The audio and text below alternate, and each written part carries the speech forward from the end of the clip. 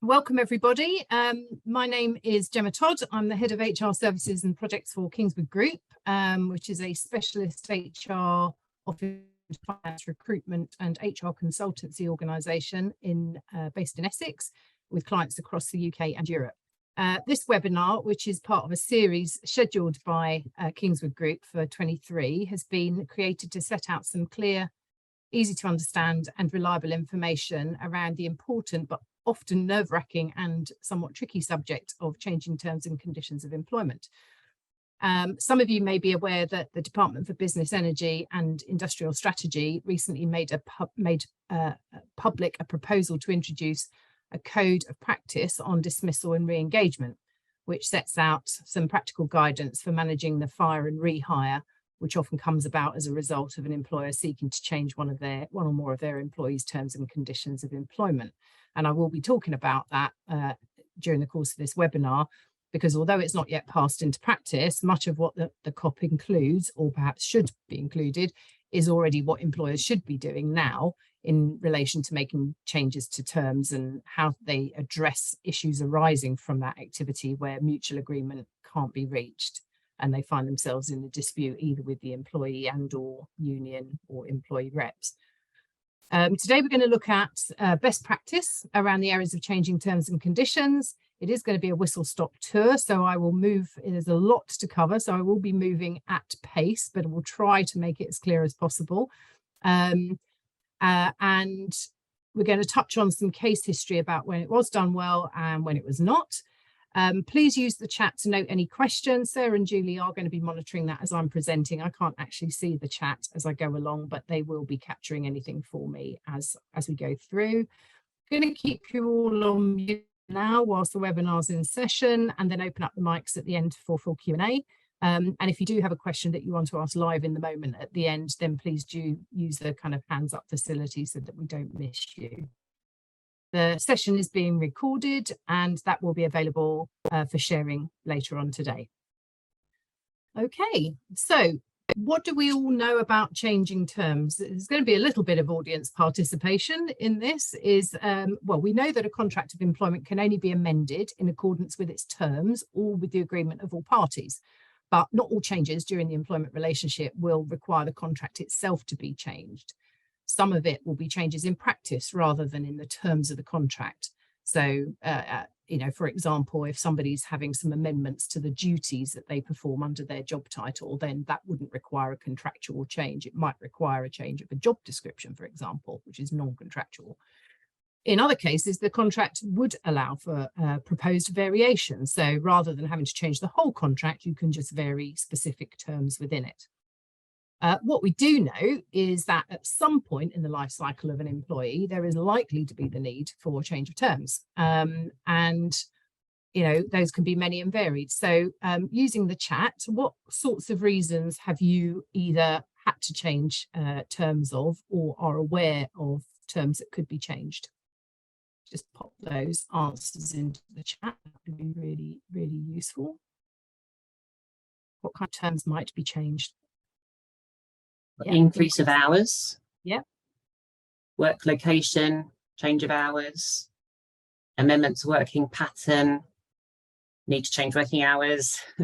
Popular one. Popular one. Yeah. Any others? Okay. Well, those are very, very common ones. Yeah. Change of working hours. Now that may come around as a result of a flexible working request. It may come around as a result of job changes. Other things that could be changed, obviously, as a result of promotion, somebody could be changing their job title and their pay rate, national minimum wage increases. Everyone sort of forgets about those as being something that we should reflect in a contract, but those are applicable articles of employment which should be reflected in contract. Name changes, somebody going from name A to name B. Changes of location, pay rates, removal or alteration of benefits, and the list goes on.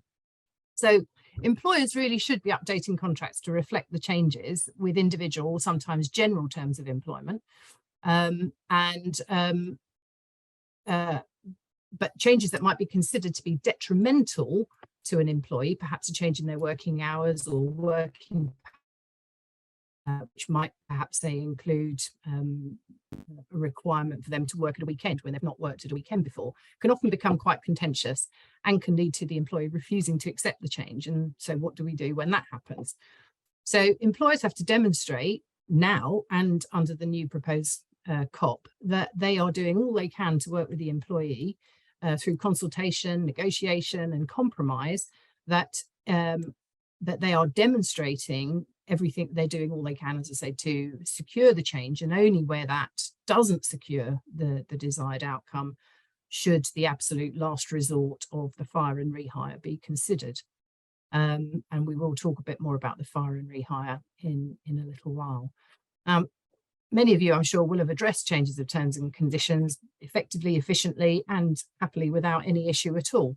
But it can be tricky, and especially when the employee or group of employees affected are not bought into the change, and where the employer then has to give some serious consideration to the need for that change.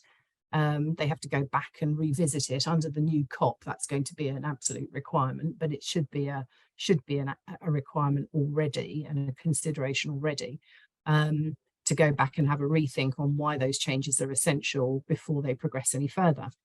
I'm sure you all know employment contracts, whether made verbally or in writing, are legally binding, and their terms cannot just be varied by one party alone. And the changes do need to be agreed by both the employer and the employee, or with the trade union or employee representatives if such is applicable.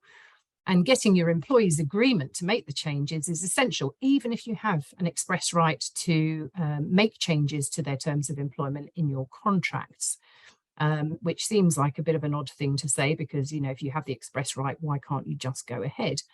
Because it is a binding document on both sides. The reason why you can't just go ahead and unilaterally make those changes without a significant element of risk is because of that very reason. It carries a significant element of risk.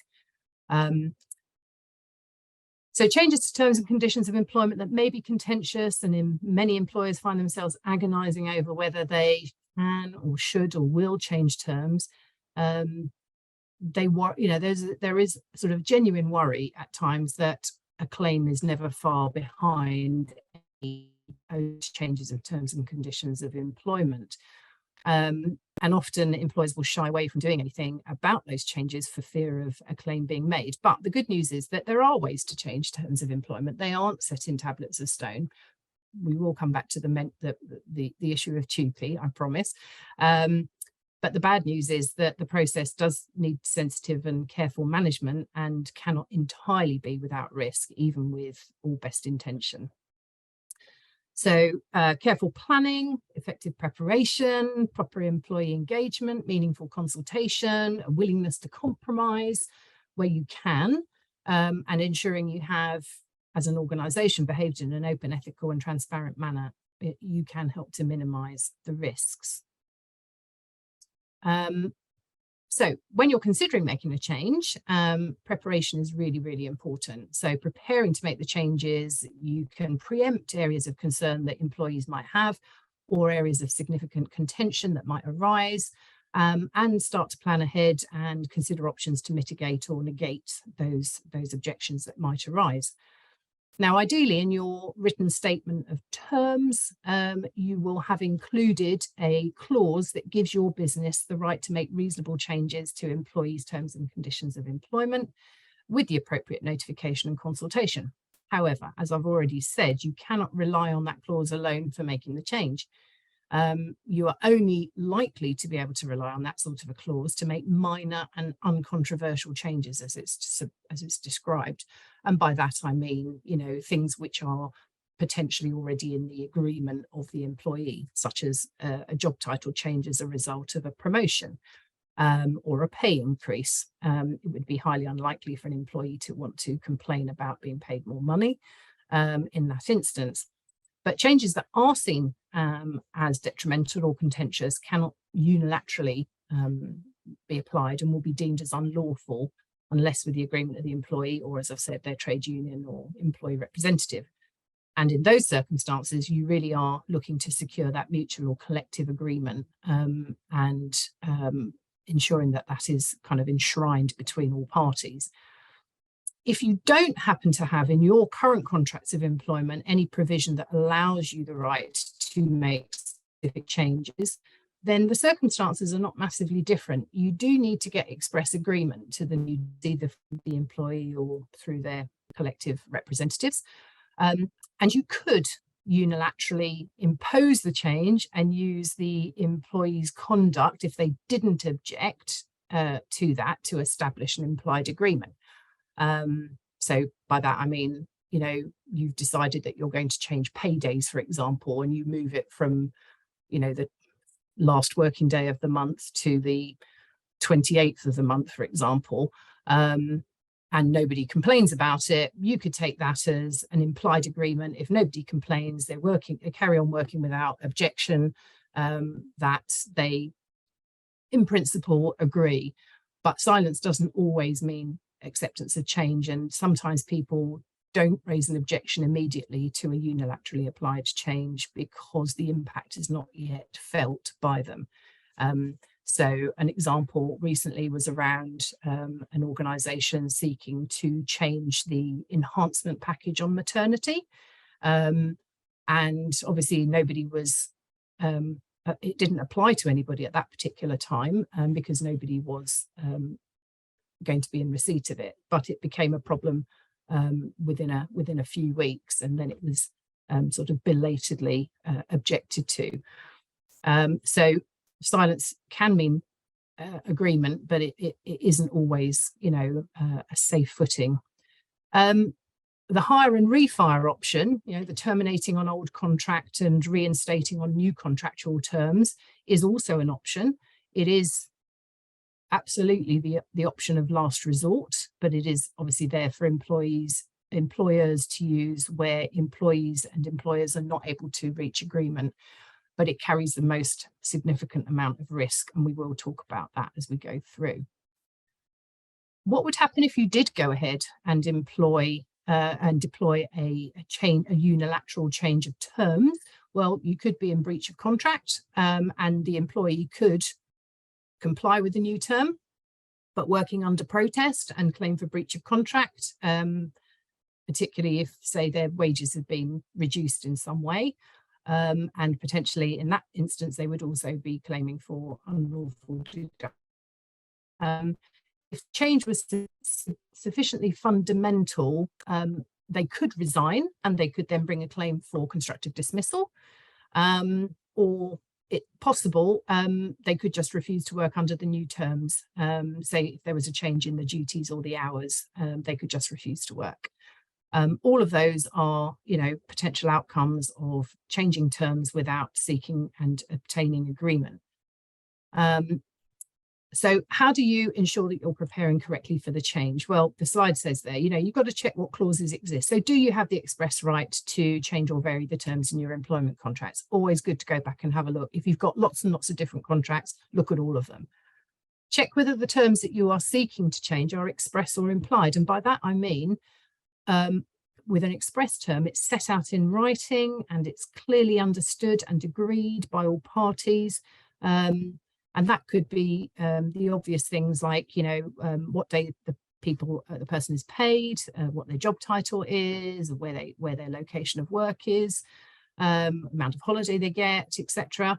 Or is it an implied term where it's not set out in writing, but it's commonly understood to be a term of employment? Now, these break down into a number of different areas, and I'll just touch on those just for information. You don't need to make loads and loads of notes on these, because I do believe the slides will be shared out by Julie after or they'll be available through our website after the webinar. But just, you know, briefly to touch on those. So commonly understood terms of employment, so terms implied by law. So these are often referred to as kind of characteristic terms, where the law regards them as a sort of a necessary characteristic of a particular type of contract, for example, being full-time or part-time. A term implied by custom or practice. Particularly something that's customary in a particular trade or locality or a particular place.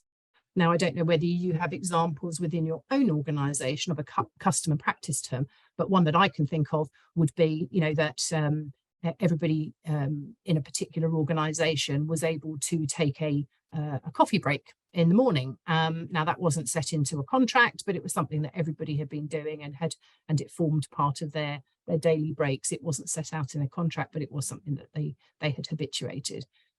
So that became an implied term.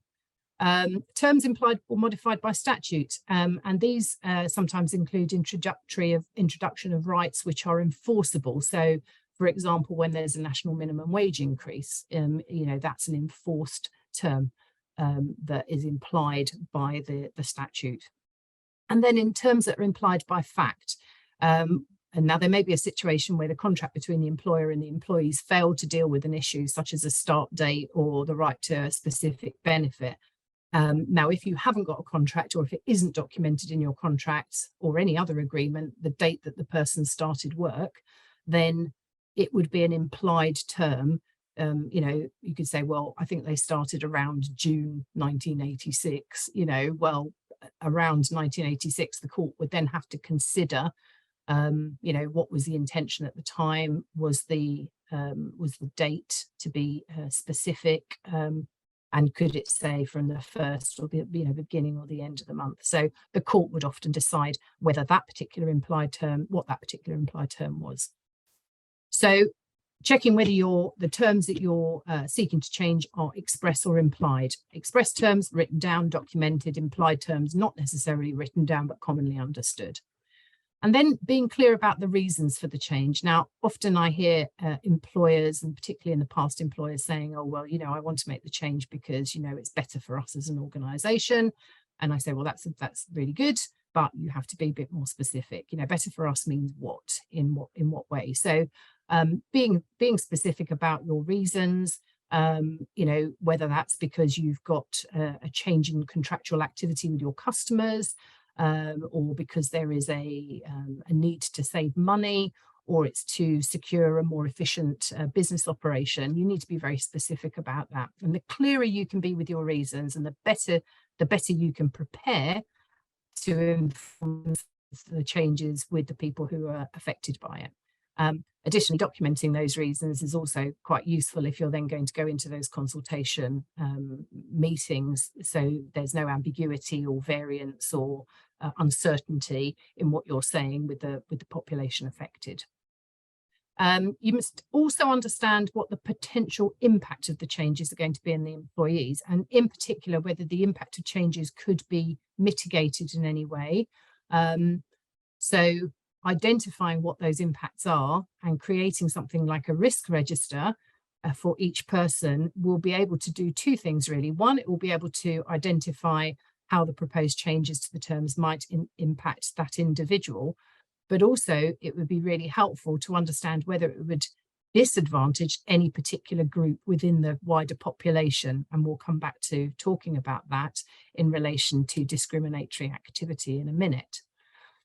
By thinking in advance of ways how you might want to soften the blow. And by that, I mean, if you are considering, for example, let's take the tea break as an example. If you are going to look to eliminate the tea break, is there a way that you could soften the blow for that for people by offering a nominal one-off payment? Now, I certainly can remember working in the city back in the dark ages when we used to have a tea break in the morning and a tea break in the afternoon.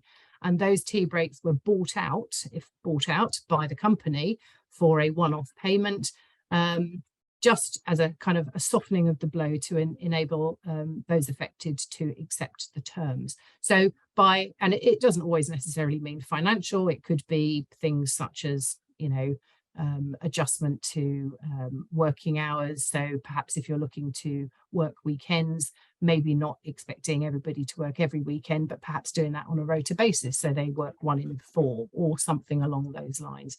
So something to help soften the blow by considering what the proposed changes are, looking at the potential impact on that risk register of those individuals, and then how you might be able to mitigate or soften the blow in some way, demonstrates that you are really thinking as an employer about how you can best support the change and work effectively with the employees affected. The risk register, as I said, be a good opportunity for you to identify what the objections might be, whether those objections might be reasonable, and if so, what you could do to address those.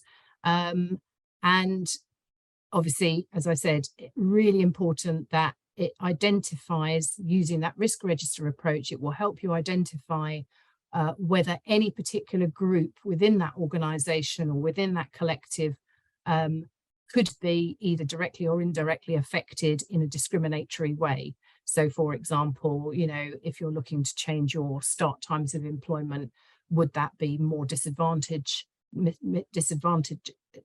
would that disadvantage those who have, say, childcare responsibilities or dependence responsibilities above all others? So always, you know, in preparation for any significant change, it's worth putting that 80-20 rule into practice by 80% of your planning upfront before you go forward to start the process.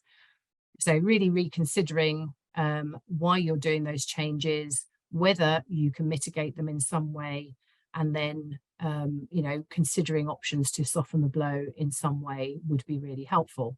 If you have gone through all of that process and genuinely cannot establish any alternative to the change, because the alternative might be that the business goes bust, for example, which is fairly dramatic, or your employees just refuse to accept the changes of terms, which then puts the organisation into a really, you know, difficult position and predicament, then you may have to face the possibility of the fire and rehire, the dismissing and the rehiring of employees.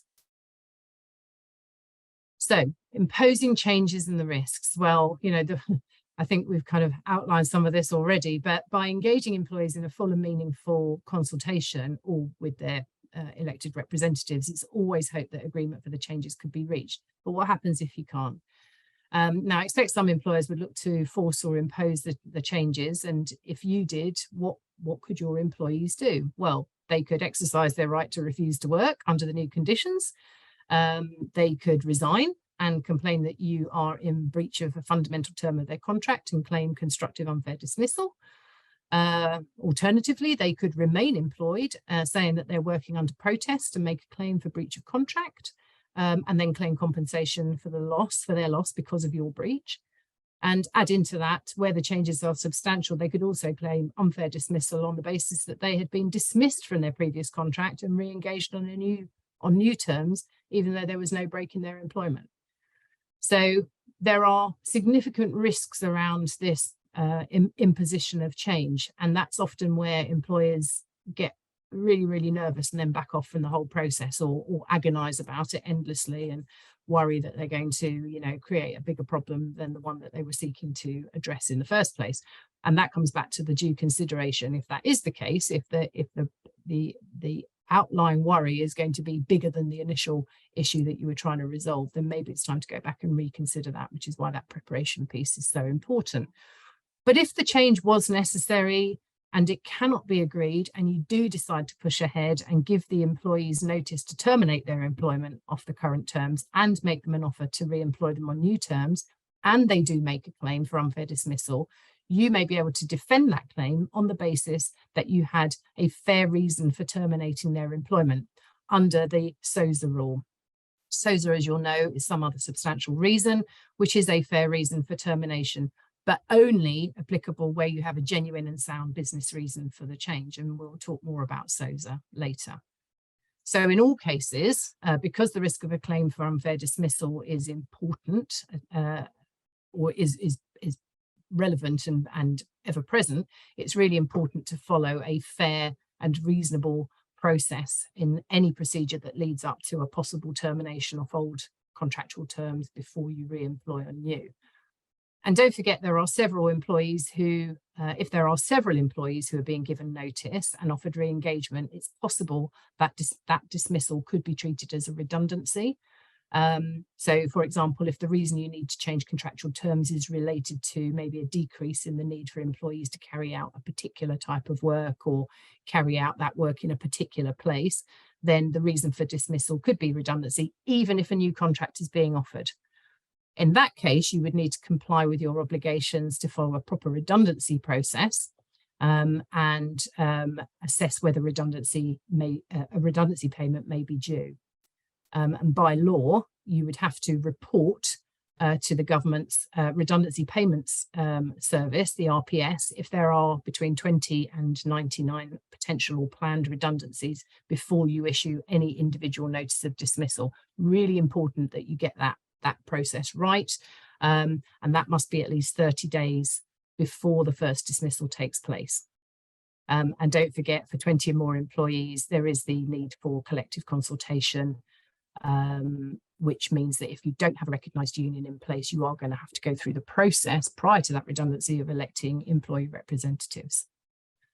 So that aside, once changes are agreed, it's good practice to re-engage employees as quickly as possible to preserve their continuity of service.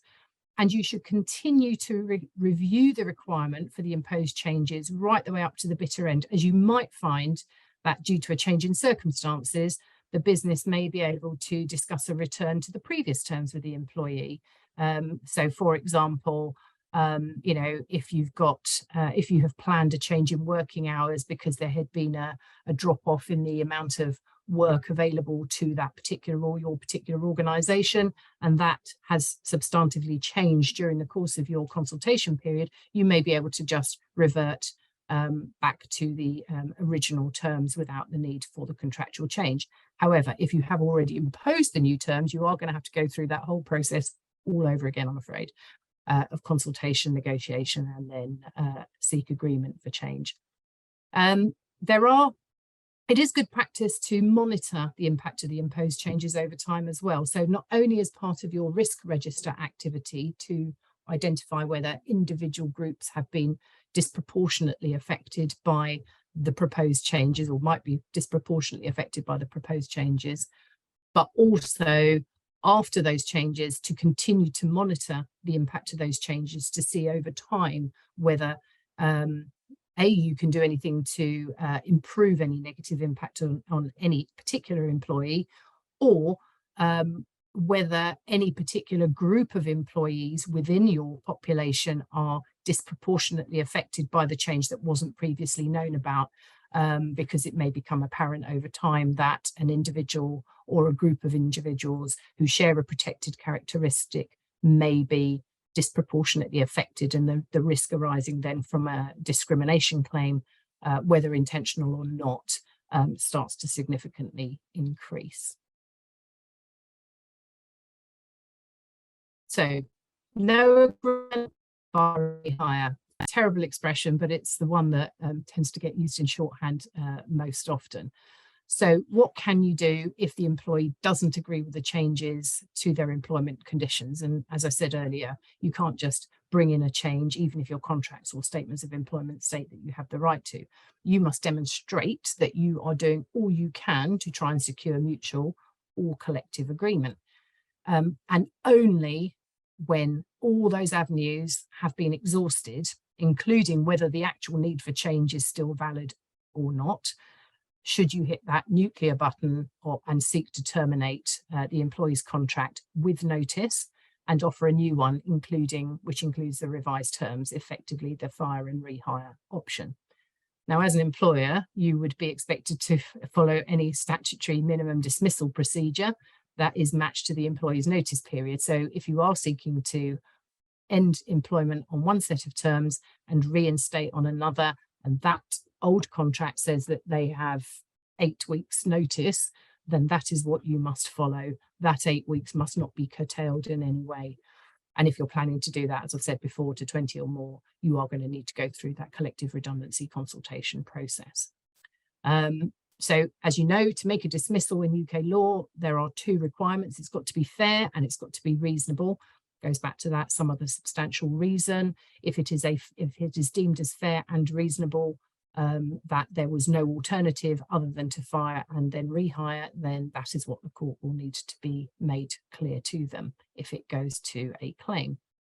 So just to recap, to lawfully dismiss an employee, you need to establish one of those 5 potential fair reasons. They're set out on the screen there.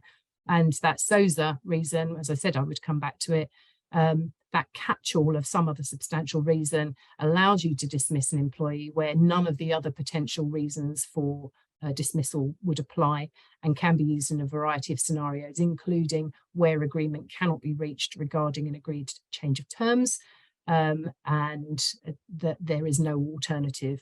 You can then seek to terminate under SOZA for the employee refusing to agree to new contractual terms, providing there's a sound and legitimate business reason for that, and then offer continued employment on new terms with no break or in their continuity of service. So SOZA would be an option for people if they were having to seek that nuclear option and press the button for the fire and rehire. So when the changes are made, or sometimes just in general, the employee doesn't sign a contract. Now, I know, having worked for many years in HR and listened to my recruitment team tearing their hair out because they hadn't had a signed contract back, this is often an area that's sort of proved to be a little bit contentious. And, you know, does that mean that the contract is no longer valid? What does it actually mean? So just into the chat then, you know, in respect of a change of terms, what do you think? Would an employee have to sign a new contract to accept the new terms if it was put in front of them for it to be valid?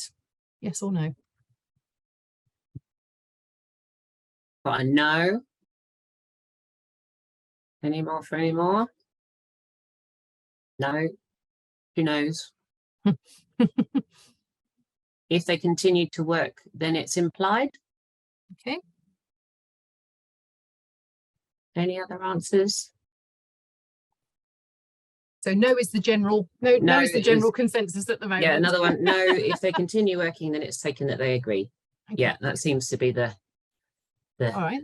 Thanks, Sarah. Yeah. So yeah, obviously best practice is, of course, to get the employee to, you know, you constantly chasing them to sign the document and get it back to you. And just simply sometimes they don't. So is it an implied, could you take it as an implied yes? Of course you could, because if they haven't come back to you and says, I don't agree to it, but they continue to work under the terms of the contract, then you could say, well, they didn't object, they didn't say they weren't prepared to sign it, and they have been working under the terms of that contract, and they've been in receipt of the pay under the terms of that contract, so therefore they've accepted the terms, de facto they've accepted the terms, and that has validity. However, it does sometimes cause a little bit of an issue further down the line if a dispute later arises where you as an organisation need to demonstrate that the employee had accepted, particularly where we're talking about amended terms, that the employee had accepted the amended terms by their actions or conduct. Now, if you can demonstrate that the employee, through their actions and their conduct, they came to work every day, they didn't raise an objection, they didn't say they were working under protest, they didn't say that they refused to accept the terms, they just simply, you know, were silent on the matter. You could say, well, through their actions and conduct, they demonstrated that they had accepted the terms. Now that would be enough and circumstances to prove that the person had accepted the change of terms and then the new terms without the need for a signature. That's easier when the change of terms is not something that the employee is pushing back on. So, for example, if it was a change of working pattern or a change of pay that was detrimental to them.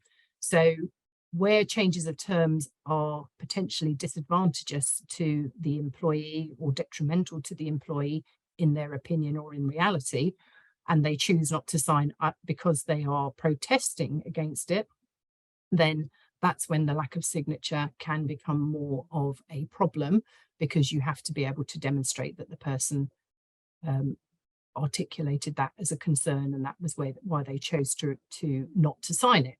So what do you do under those circumstances? Well, obviously, yes, it's important to get a signed contract wherever you can and to hold a copy of that. And that's what most human resources or people and culture organisations within businesses will try and do.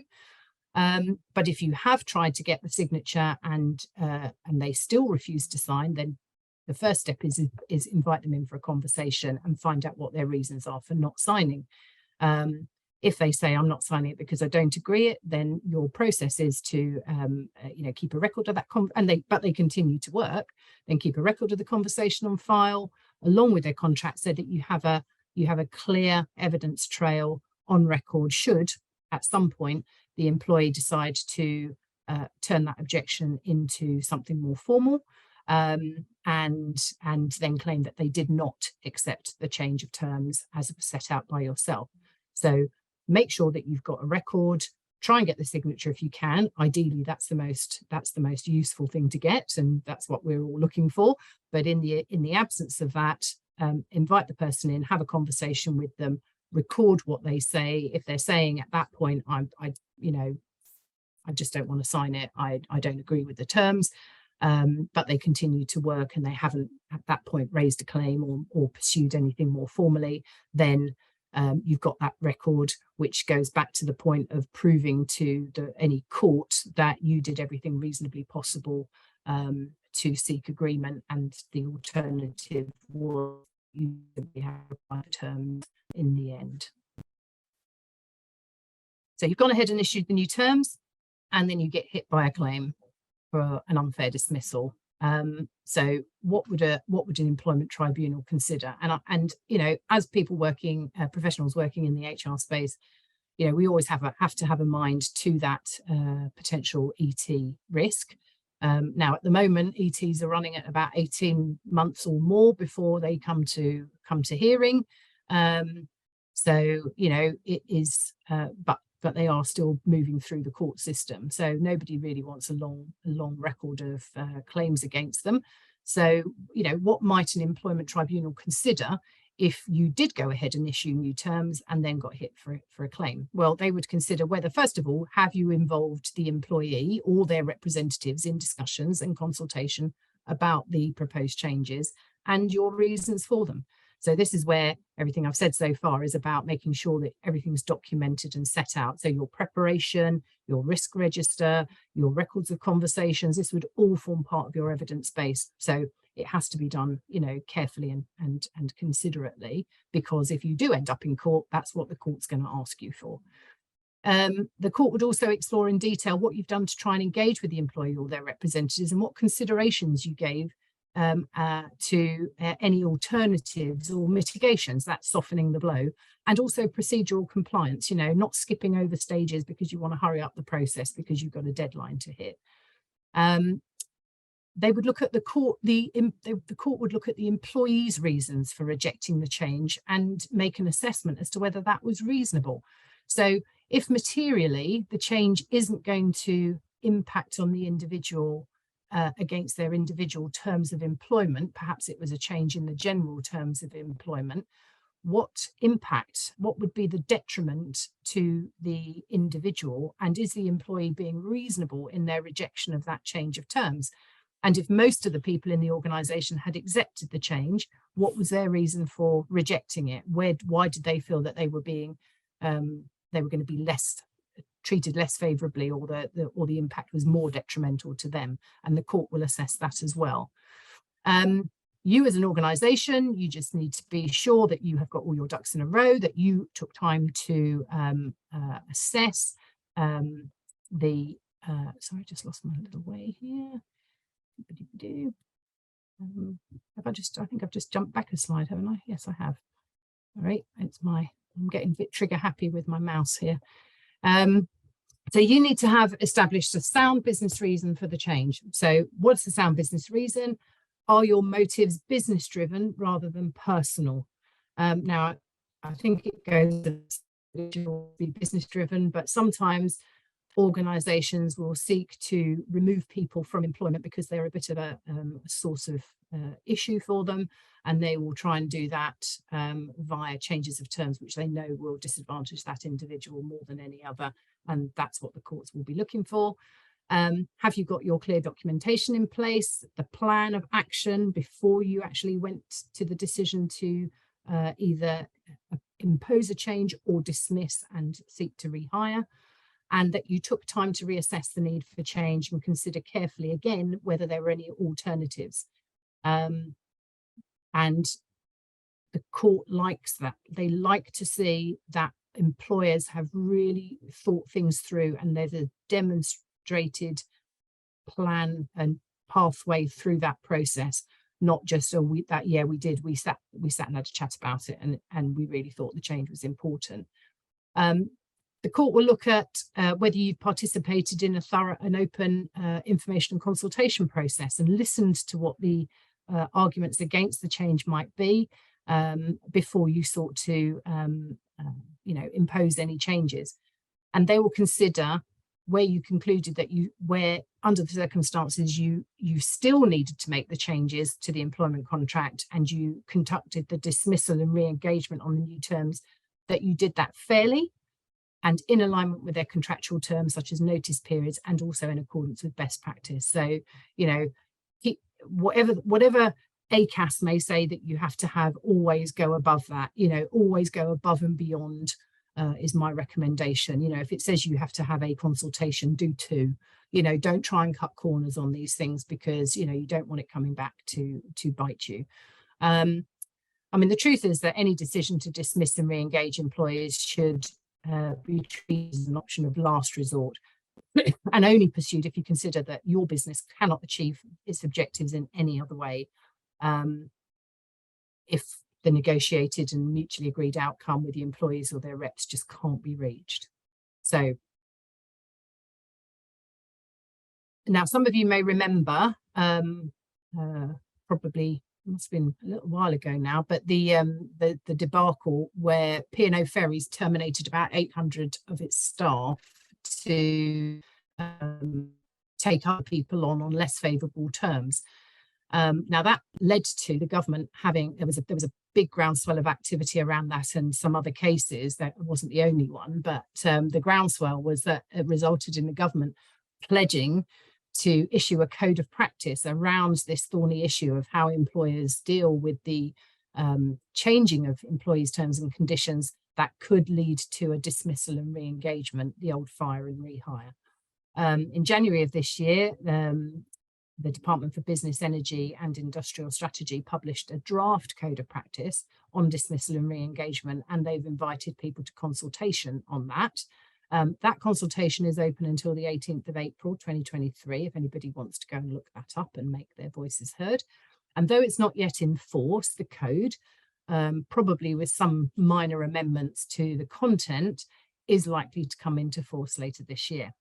And as we've established, dismissal and re-engagement is often an outcome where an employer is seeking to change terms of service, the employee doesn't agree, and usually because they perceive the change to be detrimental or less favourable to them. And the employer then has to ensure that they are following a fair and reasonable process in everything that comes thereafter. And the code aim is to set that out in writing to ensure that there is consistency across all organisations, regardless of size, regardless of shape, regardless of the drivers for the change, that employers will follow the steps within that code of practice to seek alternatives, to review the reasons for the change in the first place, to engage in meaningful consultation, that the employers don't use the threats of dismissal to put employees under pressure to accept new terms, and to do all that is possible to achieve an agreed solution that is acceptable to all parties. The code is going to apply when the employer envisages that the dismissal in the re-engagement situation might arise out of those changes of terms where it can't source an agreement any other way. Now, although the code itself doesn't apply or impose legal obligations, a failure to observe it and a failure to observe it wouldn't render anybody to proceedings. As with the other codes of practice for dismissal under disciplinary or capability and grievance, any non-compliance with that code of practice, if the employee was dismissed, having refused to agree to changes, and was successful in bringing a claim for unfair dismissal, an employment tribunal could increase any award it makes by up to 25% if the employer had unreasonably failed to comply with the code, same as they do already for dismissal under disciplinary. The code itself sets out the terms, as I said, only as a result of a failure to reach agreement. And it does set an obligation on employers to actively reconsider the need for change in the first instance and to evidence that as part of their dismissal re-engagement actions. It's no longer going to be enough to say, yeah, we thought about it, we still say that we need it and we're going to go ahead. It has to be demonstrated, and that has to form part of the evidence base.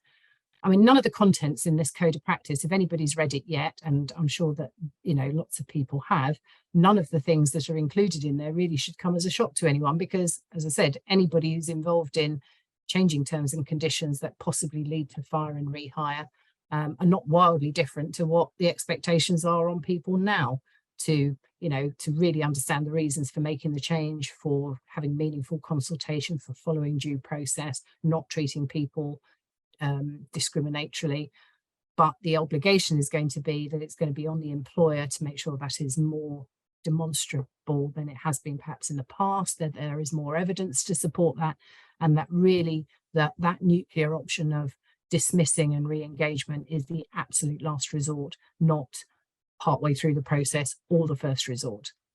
Consultation due to close, as I said, in April, and once that is done, then BIS are going to review all the responses and submissions before publishing the government response and the final version of the code.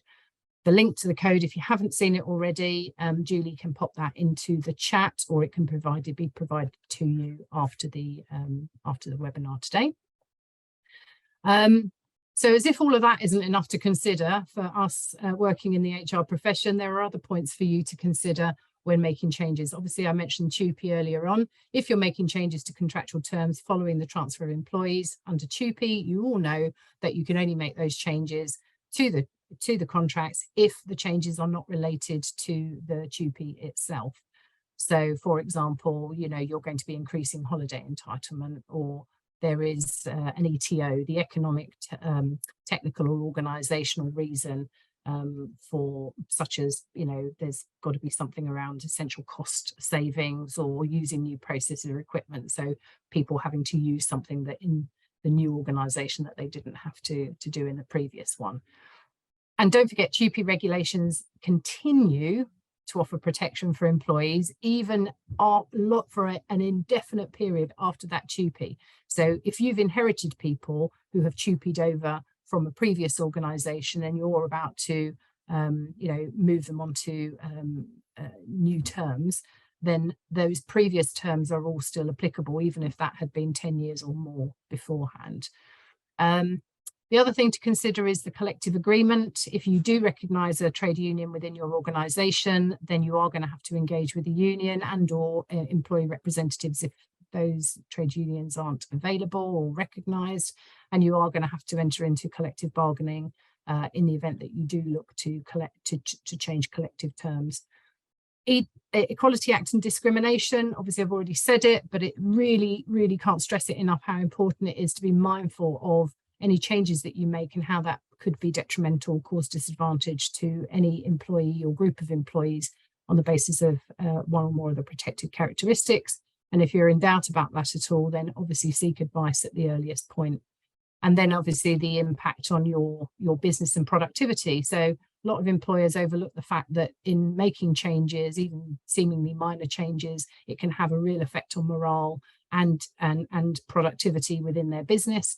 So it's really important during that planning stage to keep that in mind, to add that to your risk register, and where you feel that that might be a potential outcome or consequence of the process that you're going through, think about how you're going to manage that drop in productivity, or worse, how you might cope with the loss of best employees who might then decide that they vote with their feet to leave, and worse, then bring a claim against you. So I said at the start of the webinar, I'd touch on case history. There's two here for you, one where it was done well, one where it was not done so well. So Burns versus Recycled Packaging is a case that was not so well managed, and the company paid the price financially for that. In that case, RP lost the tribunal for applying a change of terms that were not expressly agreed by the employee.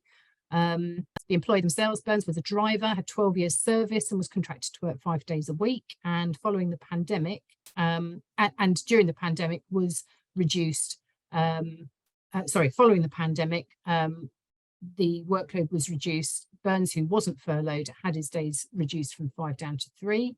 There hadn't been any advanced consultation, and there'd been no attempt to consider whether the employee alongside any others were being treated fairly and consistently. Now, there was another driver. The other driver had been furloughed, Burns had not. So the furloughed driver went off on their 80%, and Burns carried on working on 3 days a week from 5. He was informed by the employer that when work picked up again, they would be, quote unquote, keen to increase his hours again. And when the other driver returned to work on a full-time basis, Burns' hours were increased from 3 days up to 4 days a week. So contractually, he was still documented at 5, but that was then cut down to 3 days a week once when the work unfortunately dropped off. However, the other driver remained on full-time working. Now, there was a long period, and anybody who likes to read these judgments, there's a lot of information in there about the kind of backwards and forwards involving grievances and disciplinary and sickness absence management that provided a catalogue of poor actions and management by the employer. But it culminated in Burns resigning, and he sought to make a claim against his employer. And the tribunal decided he had been constructively unfairly dismissed, and also made his further claim of unlawful deduction of wages was also successful. And the judgment said that the claimant had reductions applied to his working hours without consultation, and, quote unquote, his employer acted in a material breach of contract by persisting in providing him with and paying him for hours lower than those which he was contractually entitled to. The Employment Tribunal found that the claimant had not tacitly accepted a new contract placed on him, even though he hadn't argued the toss, as was claimed by his employer, and he was eventually awarded over £17,000 for unlawful deduction from wages and constructive unfair dismissal. And again, the judgment on that, Julie can pop into the chat for you, or can be made available after today's webinar. Now, conversely, a case that was well managed and was recognised as such by the ET was that of A. Luengo Garcia versus Imperial London Hotels in 2016. Luengo Garcia worked for the hotel group as a night concierge and had been a bit of a tricky character, I think it was described as, to manage for many years. And after a number of issues arising in the hotel in which he worked, including multiple grievances that he raised, multiple non-adherences to company policy and procedures, he was eventually moved to another hotel, I have to say, at his request and also the request of his union rep, and informed his working pattern would need to change to match that of the new hotel in which he worked. But he refused to accept the changes. He also refused to engage in the consultation, and would only communicate via email between the hours of 9 p.m. and 5 a.m. because he was a night worker, which made things quite tricky, but not impossible for the HR team. He did initially engage with the HR team, who tried all sorts of avenues, attempting to find compromises to secure his agreement to adjustments of his hours, including ring fencing pay for a period of time, and also maintaining for a year his holiday entitlement, because the change of hours would have meant a reduction in his holiday entitlement. But ultimately, he refused all opportunities and regrettably was then served with a notice of dismissal from his old terms with immediate reinstatement on a new contract on his new terms. At the point of dismissal, he stepped away from the organisation and submitted a claim. And the claim was in the region of about £180,000. Yeah, 180,000. I think that was what the loss of schedule of loss through ACAS was submitted for. And he also claimed that he had been dismissed unfairly because he had blown the whistle on a number of health and safety matters, which had not been previously referenced. Anyway, upshot of all of that was that case went to two preliminary hearings before the main sitting of court, where some of the claims that he made, such as unlawful deduction of wages, were ruled out. And when it progressed on to ET, the ruling went in favour of the hotel group, and with the judge noting that the employer could not have done any more to try and secure agreement. The only reason I bring this case into it is that it was a case that I was the HR lead for and was representing the company in the court against the claimant, who was a litigant in person. And again, from an HR point of view, I'm sure most of you will know that litigants in person are on the increase, and the judiciary in employment tribunal and in appeals tribunal are very generous towards litigants in person, because they don't have the benefit always of having sound legal advice to support them in that space. So the fact that that court case was won, and won so resoundingly for the employer, was testament to the above and beyond principle that I've talked about throughout this presentation. And again, the link to that judgment can be put into the chat room or followed up after the webinar today. So before I close and open up the floor to questions, just need to give you a little bit of a recap then. So first of all, obviously plan carefully, think about what it is you're trying to do, make sure that you have assessed the risk and that you have considered it from individuals' perspectives as well as collective perspective. Consult early and fully on any changes that are being proposed. And when I say consult, I don't just mean tell people what's going to happen and then step away. I mean really open that dialogue up and listen to what they're telling you, and really give due consideration to whether that's a change that needs to happen in that particular way, or whether it can be amended and altered. Bearing in mind the new code of practice is going to require you to do that, even if you don't do it already. Seek to achieve a negotiated outcome wherever disagreement exists, by looking at that, softening the blow, looking at ways of compromising where possible, and only go to the fire and rehire as a position of last resort. And in all cases, without a shadow of a doubt, if you are unsure and you're concerned, then seek help as early as possible in the process to make sure that you are staying as far as possible on track, on process, and on the right side of what needs to be done. And good luck with you if that's what you're endeavouring to do. So that's my piece over. I will hand over now to Sarah and Julie to open up the mics for any questions. Thanks, Gemma.